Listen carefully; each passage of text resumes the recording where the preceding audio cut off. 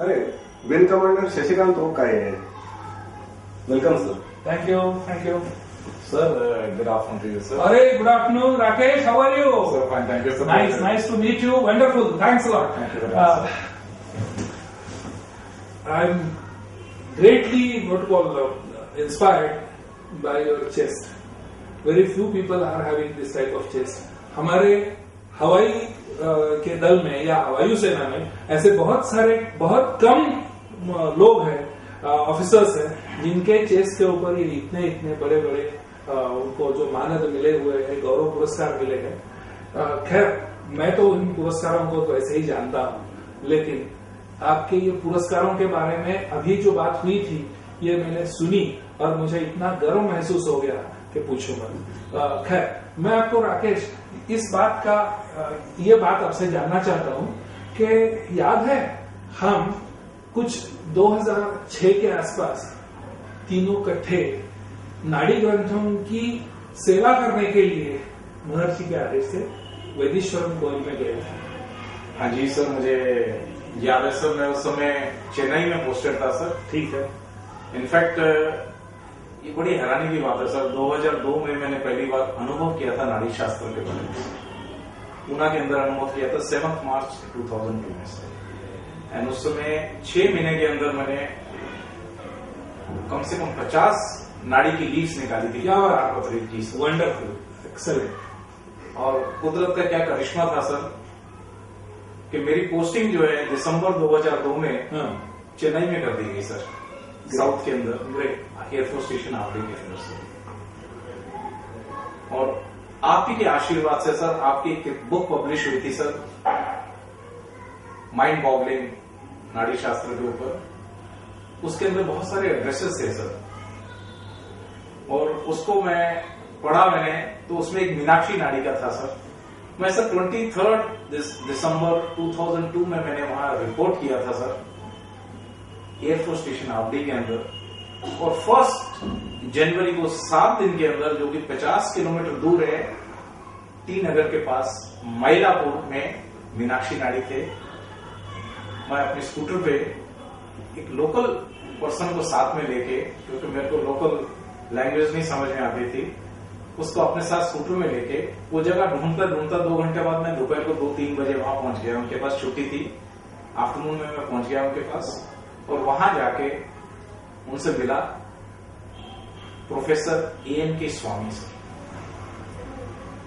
उनका आशीर्वाद लिया और उनसे जिज्ञासा की कि ऐसे ऐसे मैंने आपके बारे में विंग कमांडर शशिकांत से सुना है, मुझे बड़ी खुशी होगी अगर आप मेरे को इसके बारे में लीफ निकाल के कुछ बता सकें। एक बड़ी अद्भुत बात बताना चाहूंगा सर।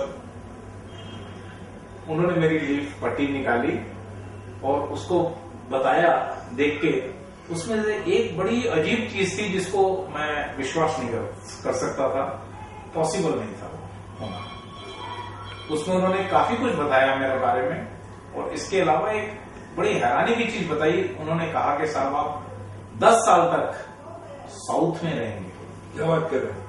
Yes sir. अरे हम फौजी आदमी है सर। ये मेरी 15वीं पोस्टिंग है सर, पिछले 30 साल की नौकरी के अंदर, 30 ईयर्स के अंदर। हम नॉर्मली एक स्टेशन में 2 साल से ज्यादा नहीं रहते, तो ये ज्यादा से ज्यादा 3 साल रह पाते हैं। शायद मानिक शाह भी नहीं रहे होंगे। तो सर उन्होंने कहा आप 10 इयर्स साउथ में रहेंगे। मैंने कहा ये तो पॉसिबल ही नहीं हो सकता, मैं साउथ में, मैं नॉर्थ का रहने वाला आदमी हूँ। मेरी जिज्ञासा होगी मैं दिल्ली जाऊं या चंडीगढ़ में जाऊं या अमृतसर में जाऊं, जिस एरिया का मैं रहने वाला हूं, या नॉर्थ में जाऊं, मैं साउथ में कैसे रह सकता हूं? और साउथ में वो मुझे क्यों रखेंगे? मैं कोई साउथ इंडियन भी नहीं हूँ साथ में, ना मैं वॉलंटियर कर रहा हूँ अपने आप को साउथ में जाने के लिए। तो मैंने मन से विश्वास नहीं किया, पर मैंने कहा वो बुजुर्ग इंसान है जो मेरी पट्टी पढ़ रहे थे, 80 साल के थे। मैंने कहा ठीक है, उन्होंने निकाला है तो कोई बात नहीं।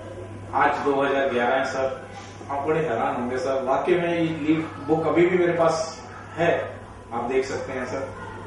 मैं पिछले 10 साल से साउथ के अंदर ही मेरी पोस्टिंग हुई है सर। मैं 4 साल चेन्नई में रहा सर, 2 साल मैं नागपुर में रहा, और पिछले 3 साल से मैं बेंगलोर में हूं सर। तो पूरा टाइम मेरा इसी में निकल गया। और महर्षि की ऐसी कृपा हुई जब मैं इसमें काफी डीप चला गया सर नाड़ी शास्त्र के अंदर जिज्ञासा के प्रति, तो मेरी एक और मैंने वहां पे पट्टी निकाली चेन्नई के अंदर,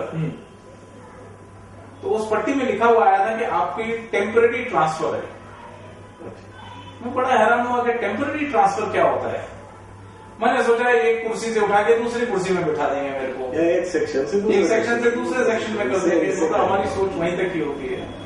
बट अल्टीमेटली वो क्या हुआ सर, उन्होंने मेरी जो थी 9 months मैं एयरफोर्स स्टेशन आवडी में रहा, और उसके बाद मेरी पोस्टिंग कर दी गई एम्बार्केशन हेडक्वार्टर चेन्नई में। और मेरे को जो ओहदा दिया गया, मैं एयर ब्रांच जो हमारी होती है, जो एयरपोर्ट में मेरा ऑफिस है, वहां इंडिपेंडेंट का चार्ज दे दिया गया मेरे को।